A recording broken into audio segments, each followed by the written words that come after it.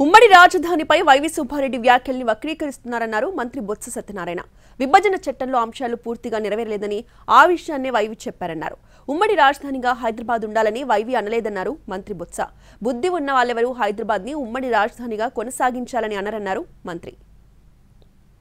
దానికి మళ్ళీ సుబ్బారెడ్డి గారు ఏం చెప్పారో ఆయన ఏమన్నారో ఒకసారి పరిశీలించుకుంటే తెలుస్తుంది.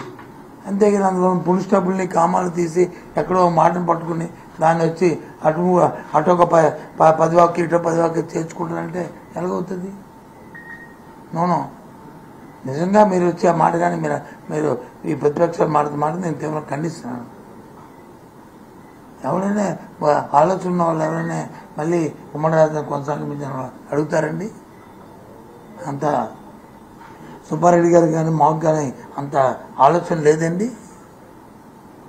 ఇవాళ కొత్తగా రాజకీయాలకు వచ్చాము మేము. మా పార్టీ విధానం అది కాదు, మా పార్టీ మాటలే కాదు. ఆయన అన్నలేని మాటల్ని కొన్ని మీడియా ఛానల్స్ ఉద్దేశాన్ని వక్రీకరించాయి. ఆయన ఉద్దేశం ఏంటంటే విభజన చట్టంలో ఉన్న అంశాలు ఏమున్నాయో, ఏవైతే అప్రస్తుతంగా ఉన్న ఏ అంశాలు ఉన్నాయో వాటిని పరిష్కారం చేయడానికి ఒక బాధ్యత తీసుకుంటే బాధ్యత ఒక పార్లమెంట్ సభ్యుడిగా ఎన్నికైన తర్వాత అనే మాటని ఆయన అన్నారు. అందులో వచ్చి ఇది వచ్చింది.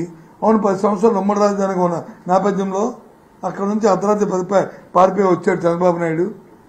అవి పరిష్కారం కాకుండా ఉన్నాయి, అవి ఉంటే బాగుండు అనే భావం వచ్చేటట్టు అన్నారు ఆయన. దాన్ని మీరు వక్రీకరిస్తారుగా.